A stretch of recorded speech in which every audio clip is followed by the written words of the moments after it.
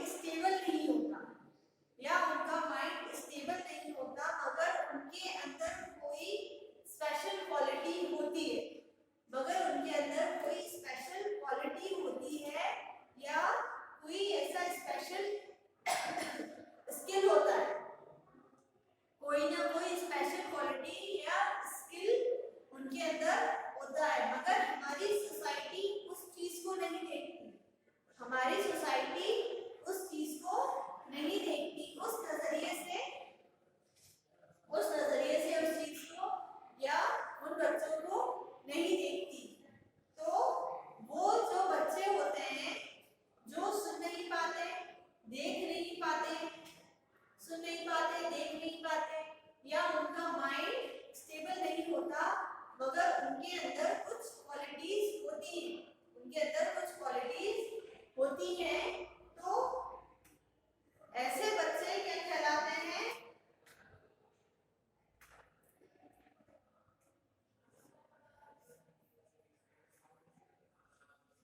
Children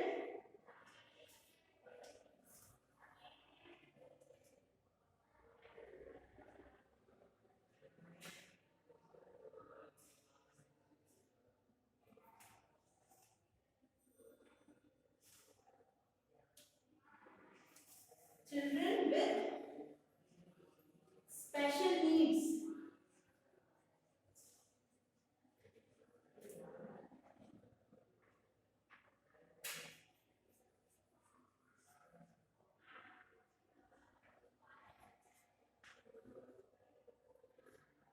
Children with special needs.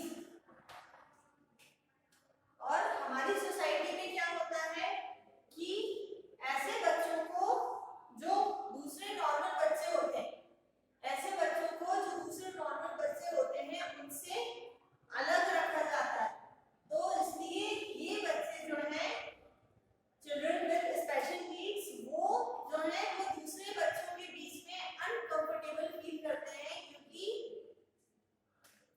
क्योंकि उन बच्चों के बारे में ऐसा स्टीरियोटाइप बना दिया गया है कि ये जो है वो नॉर्मल बच्चों से अलग रहेंगे, ऐसा स्टीरियोटाइप बना दिया गया है। तो वो जो सोसाइटी होती है उसमें अनकंफर्टेबल फील करते हैं और उनके लिए जो स्कूल्स हैं वो अलग बना दिए गए हैं, उन बच्चों के लिए जो स्कूल्स हैं वो अलग बना दिए गए हैं। एक और कॉमन स्टीरियोटाइप है कि जो मुस्लिम फैमिलीज हैं, मुस्लिम फैमिलीज हैं वो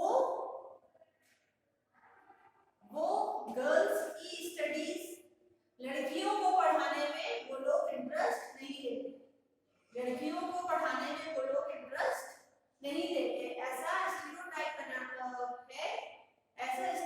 बना दिया गया है कि जो मुस्लिम फैमिलीज होती हैं वो गर्ल्स को पढ़ाने में इंटरेस्ट नहीं लेते, मगर ऐसा नहीं है, मोस्टली ऐसा होता है कि या तो उन्हें लेक ऑफ मनी होता है, पॉवर्टी होती है, लेक ऑफ मनी होता है, लेक ऑफ अवेयरनेस होता है या उन्हें वो प्रॉपर अपॉर्चुनिटीज नहीं मिल पाती, वो प्रॉपर अपॉर्चुनिटीज उन्हें नहीं मिल पाती। अगर वो उन्हें अवेयर किया जाए, और प्रॉपर अपॉर्चुनिटीज उन्हें दी जाए तो वो लोग भी गर्ल्स की एजुकेशन में इंटरेस्ट लेंगे, वो भी गर्ल्स की एजुकेशन में इंटरेस्ट लेते हैं। फॉर एग्जाम्पल हम देखते हैं केरला के बारे में।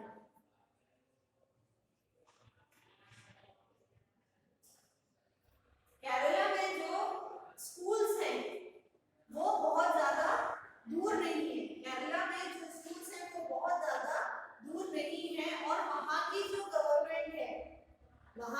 गवर्नमेंट है वो टीचर्स को और स्टूडेंट्स को बस फैसिलिटी प्रोवाइड करती है, टीचर्स को और स्टूडेंट्स को बस फैसिलिटी प्रोवाइड करती है, इसलिए वहां पे और इसलिए वहां पे जो बच्चे होते हैं, जो गर्ल्स भी होती हैं, वो इजीली स्कूल जा सकती हैं, इजीली वहां पे गर्ल्स भी स्कूल जा सकती हैं।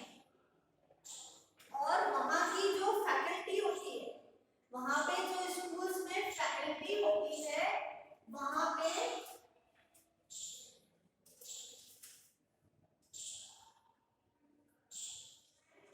वहां पे 60% वहां के स्कूल्स में जो फैकल्टी होती है, वहां पे 60% वुमेन फैकल्टी रखी जाती है। फैकल्टी में 60% वहां पे वुमेन फैकल्टी रखी जाती है। इसलिए जो जो बच्चे पुअर फैमिली से भी बिलोंग करते हैं, जो बच्चे पुअर फैमिली से भी बिलोंग करते हैं, वो भी इजीली स्कूल जा सकते हैं और एजुकेशन ले सकते हैं। और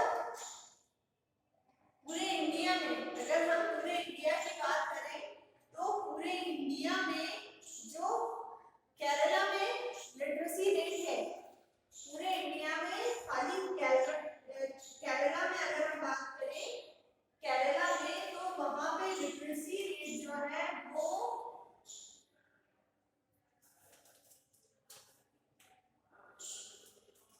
85.5% है। सिर्फ केरला में जो लिटरेसी रेट है वो 85.5% है। मतलब 85.5% लोग जो है वो केरला में एजुकेटेड है। तो अब स्टीरियोटाइप से क्या क्या लिमिटेशंस होती हैं, क्या क्या लिमिटेशंस होती हैं स्टीरियोटाइप की? तो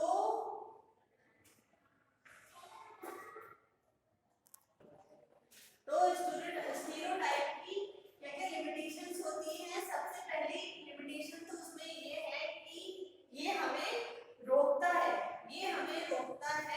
हर एक इंसान को इक्वल वे में देखने से, हर एक इंसान को इक्वली देखने और ट्रीट करने से हमें रोकता है। और इसकी वजह से जो लोग हैं वो एक पर्टिकुलर पैटर्न में बंध के रह रहे हैं। मतलब एक पर्टिकुलर हमने उनका ग्रुप बना दिया है, एक पर्टिकुलर हमने उनके पैटर्न का एक अलग ग्रुप बना दिया है। तो उससे क्या है, हमारी सोच में ये है कि वो एक इंसान बस वही काम कर सकता है, ठीक है। और एक और चीज होती है कि ये हमें रोकता है किस चीज से, कि अगर हम कोई ऐसा काम करना चाह रहे हैं जिसमें हम अच्छे हैं, जो कोई ऐसा काम है जिसमें हम अच्छे हैं, मगर इस स्टीरियोटाइप की वजह से हम उस काम को नहीं कर पाते। Now after stereotype, next is discrimination.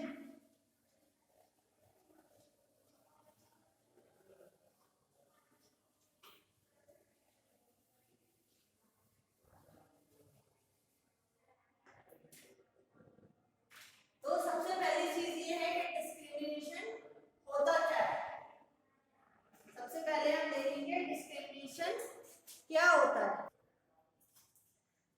Discrimination में क्या होता है कि जब किसी पर्टिकुलर पर्सन को या किसी ग्रुप को, किसी पर्टिकुलर पर्सन या इंडिविजुअल को या कुछ लोगों के ग्रुप को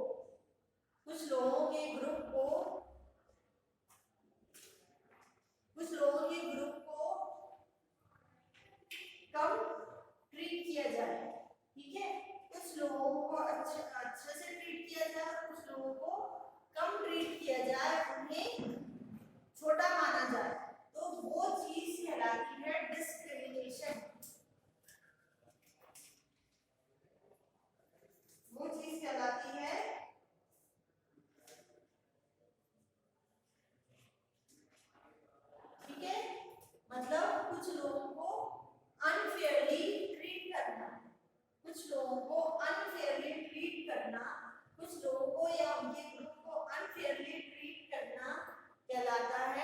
डिस्क्रिमिनेशन। तो डिस्क्रिमिनेशन किस चीज की वजह से पैदा होता है?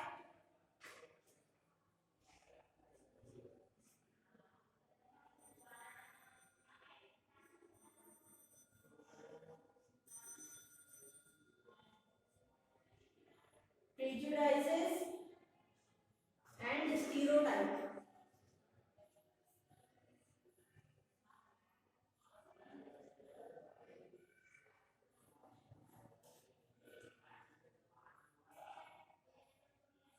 प्रेजुडाइसेस या स्टीरियोटाइप जैसी जो चीजें होती हैं वो इस डिस्क्रिमिनेशन को पैदा करती हैं। जिससे क्या होता है, इनइक्वालिटी आती है, जिससे इनइक्वालिटी आती है और किसी भी इंसान को अनजस्ट तरीके से ट्रीट करना। ठीक है, किसी भी इंसान को सोसाइटी में अनजस्ट तरीके से ट्रीट करना गलत है और ये जो है वो कानूनी जुर्म है। ये एक क्रिमिनल एक्ट माना जाता है, ये एक क्रिमिनल एक्ट माना जाता है। तो डिस्क्रिमिनेशन कहाँ कहाँ देखने को मिलता है? डिस्क्रिमिनेशन कितने तरीके का होता है? सबसे पहले रिलीजियंस में,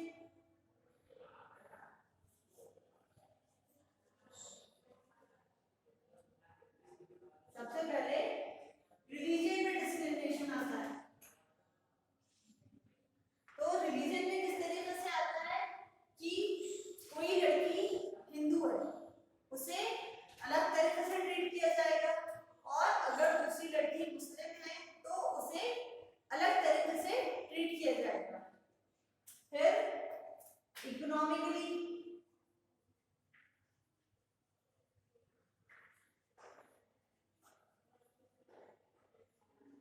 दूसरी चीज इकोनॉमिक डिस्क्रिमिनेशन। तो इकोनॉमिक डिस्क्रिमिनेशन में क्या होता है, अगर कोई लड़की, ठीक है, अगर कोई लड़की इकोनॉमिकली रिच है, इकोनॉमिकली रिच है तो उसे ज्यादा फैसिलिटीज प्रोवाइड की जाएंगी और वहीं अगर कोई दूसरी लड़की जो पुअर है, वो पुअर है तो उसे फैसिलिटीज भी प्रोवाइड नहीं की जाएगी और उसे ट्रीट भी, उसे अच्छे से ट्रीट भी नहीं किया जाएगा क्योंकि इकोनॉमिकली वो वीक है, पुअर है, उसके पास उतने पैसे नहीं है, इसलिए उसे अच्छे से ट्रीट भी नहीं किया जाएगा। और तीसरी चीज आती है ऑक्यूपेशन।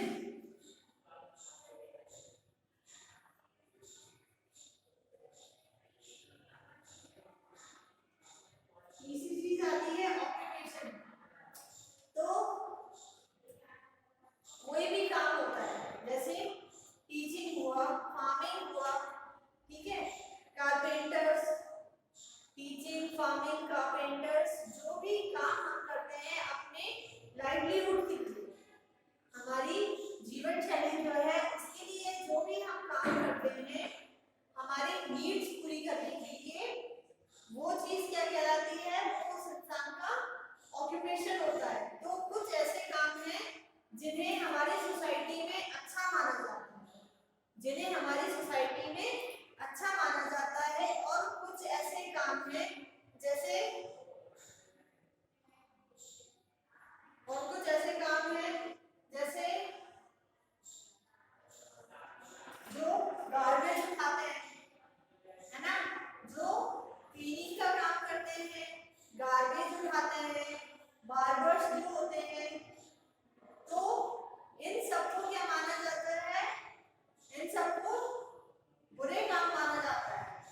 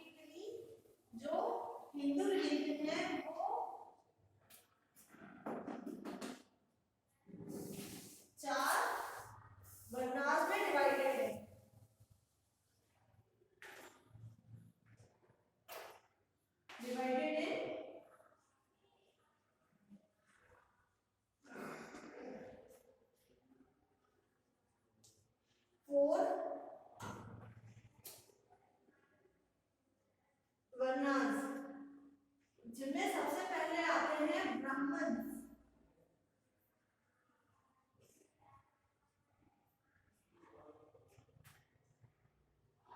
और ब्राह्मण का काम क्या होता है? रिसर्च करना, ठीक है। ब्राह्मण का काम होता है रिसर्च करना, टू मेक लॉ,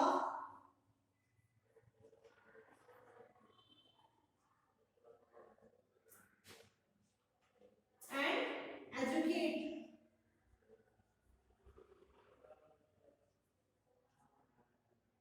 एजुकेट।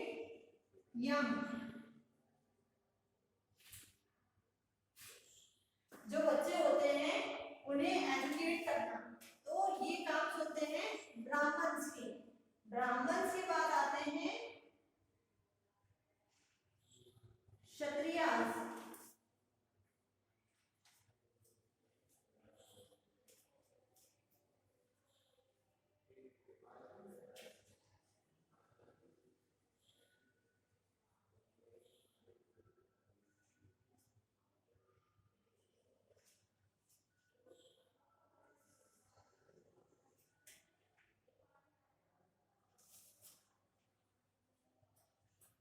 क्षत्रिय का काम होता है learn welfare,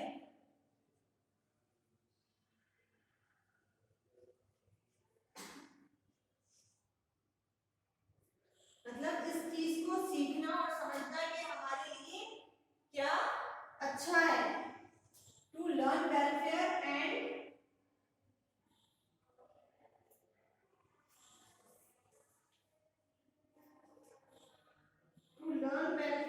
defend country.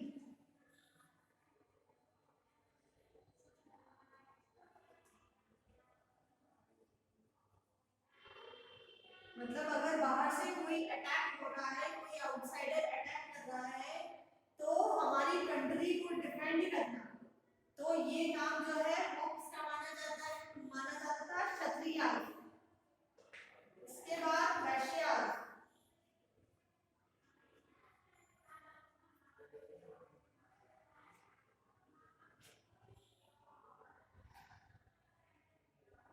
To produce wealth,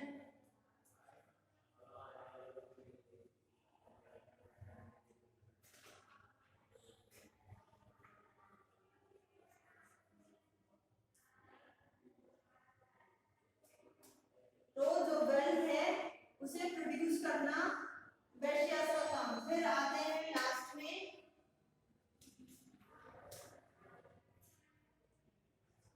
Shudras.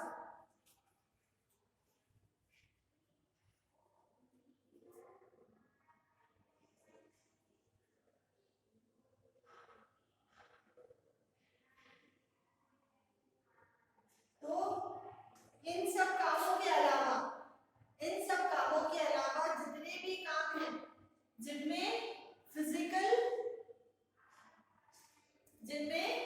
Physical effort लगता है, जिनमें फिजिकल एफर्ट लगता है, मतलब मेहनत लगती है, बाहरी मेहनत लगती है, फिजिकल एफर्ट लगता है, वो सारे काम। इसके अलावा जितने भी काम है जिनमें फिजिकल एफर्ट लगता है, जिनमें बाहरी मेहनत लगती है, वो सारे काम किसके माने जाते हैं? शूद्रास के। फिर बाद में ये वर्ना सिस्टम चेंज हो गया, इसमें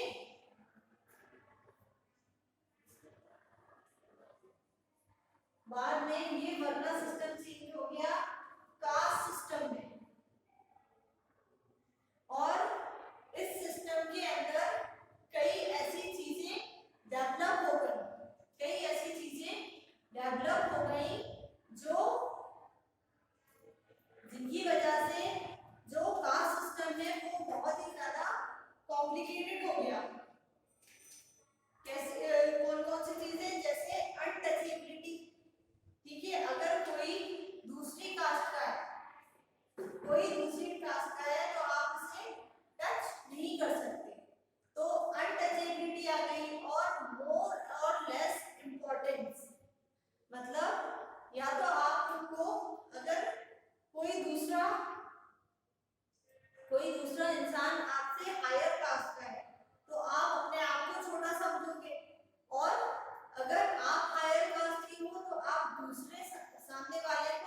छोटा समझोगे, ठीक है।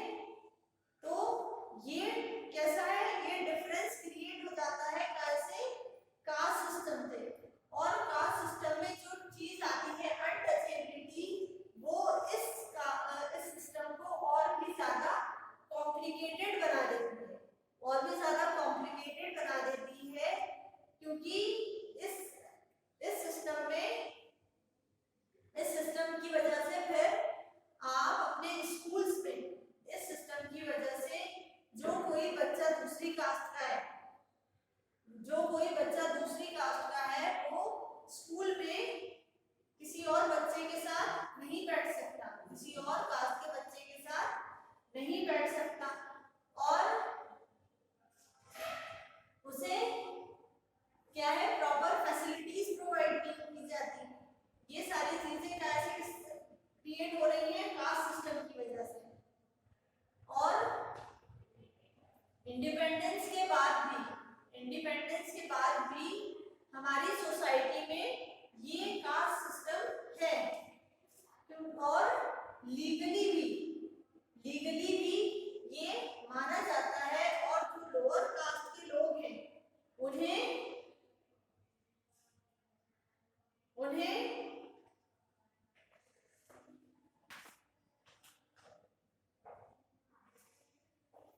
जो लोअर कास्ट के लोग हैं उन्हें भी लीगली उन्हें शेड्यूल कास्ट कहा जाता है, उन्हें लीगली शेड्यूल कास्ट कहा जाता है,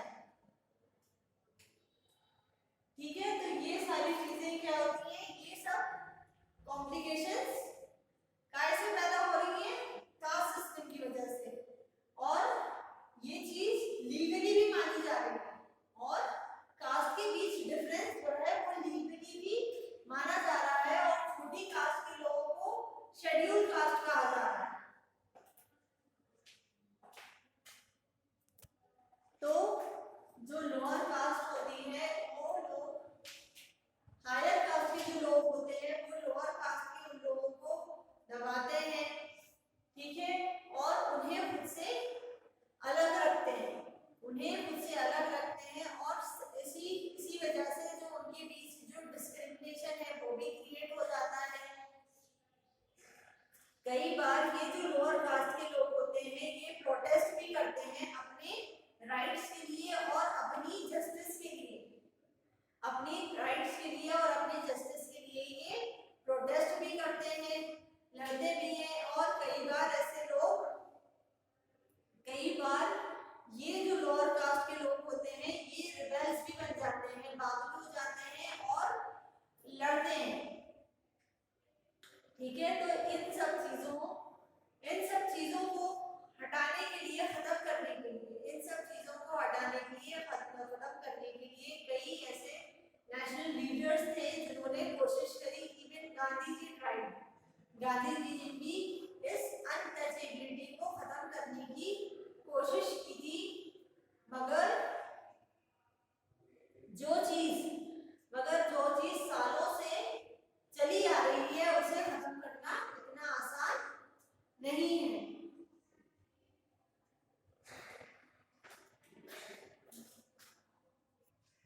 तो अनटचेबिलिटी जो है, उसमें क्या होता है कि जो हायर कास्ट का अगर कोई पर्सन है, तो वो लोअर कास्ट के पर्सन को टच नहीं कर सकता, क्योंकि उनकी नजर में ये चीज शेमफुल मानी जाती है। उनकी नजर में किसी भी लोअर कास्ट के पर्सन को टच करना शेमफुल माना जाता है। उनकी सोसाइटी में किसी भी लोअर कास्ट के पर्सन को टच करना जो है वो शेमफुल माना जाता है। उन्हें क्या, विलेज से बाहर रखा जाता है, ठीक है, उन्हें विलेज से बाहर रखा जाता है। वो दूसरे लोगों के साथ खाना नहीं खा सकते, और उन्हें एजुकेशन भी प्रोवाइड नहीं की जाती। Even they are doing very important works. क्या है कि वो लोग हमारे लिए बहुत इंपॉर्टेंट काम कर रहे हैं, जो हमारी सोसाइटी के लिए जरूरी है। अगर साफ सफाई नहीं रहेगी,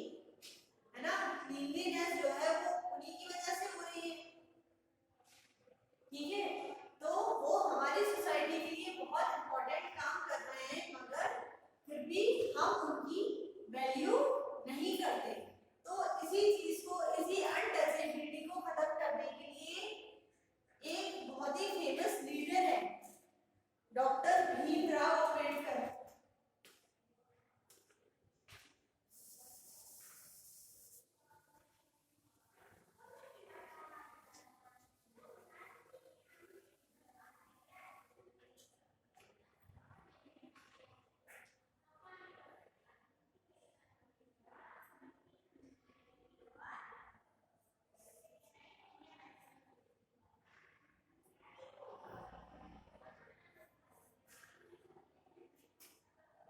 डॉक्टर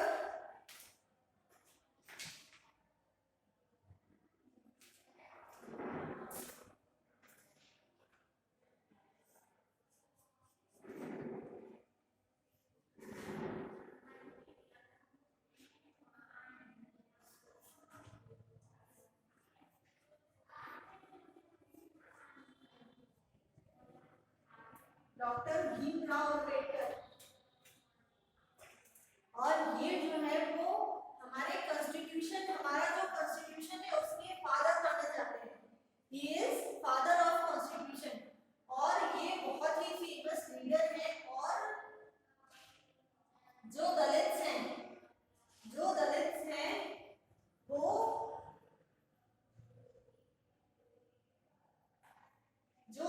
हैं वो इनको अपना लीडर मानते हैं, क्योंकि इन्होंने उनके राइट्स के लिए, क्योंकि डॉक्टर भीमराव अंबेडकर उनके राइट्स के लिए लड़े थे, उनके राइट्स के लिए लड़े थे, इसलिए वो इनको अपना लीडर मानते हैं। तो डॉक्टर भीमराव अंबेडकर जो थे वो 14 अप्रैल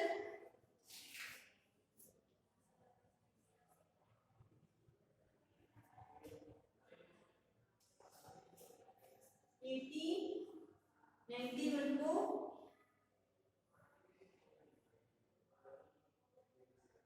14 अप्रैल 1891 को पैदा हुए थे एक लोअर कास्ट महार फैमिली में।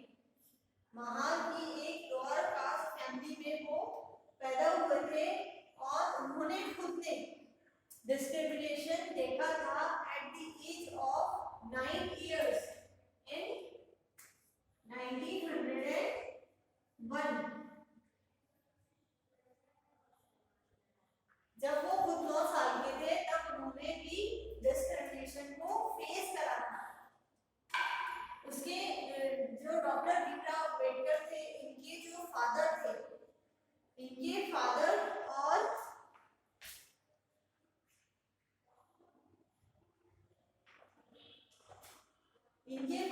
और ग्रैंडफादर जो थे वो आर्मी में थे। तो उस टाइम आर्मी वालों ने उन्हें एक अपॉर्चुनिटी दी कि वो अपने बच्चों को स्कूल में पढ़ा सके, कि वो अपने बच्चों को पढ़ा सके और उन्हें अच्छी एजुकेशन दे सके।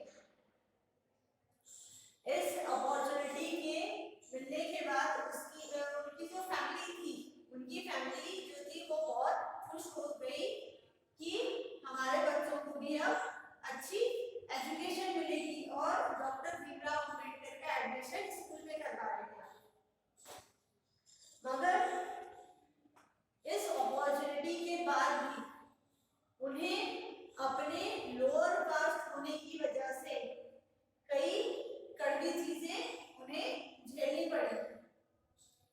जैसे उन्हें क्लास में फ्लोर पे बिठाया जाता था, और जो टीचर्स थे वो उनकी नोटबुक्स को टच नहीं करते थे, करते थे, और उन्हें क्लास में पानी पीने की इजाजत नहीं मिलती थी। He was not allowed to drink water। तो एक बार वो प्यासे बैठे रहे, मगर जब उनसे अपनी प्यास कंट्रोल नहीं हुई तो उन्होंने वहां पे जो पब्लिक रिजर्वायर था वहां से पानी पी लिया। तो जब उन्होंने पानी पी लिया तो वहां की जो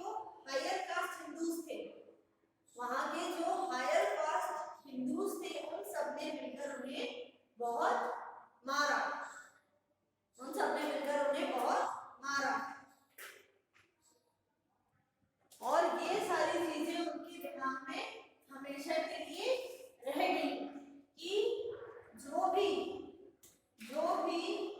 इंसान, जो भी बच्चा किसी भी अनटचेबल फैमिली में पैदा होता है उसका ऐसा ही नसीब होता है। We will continue this chapter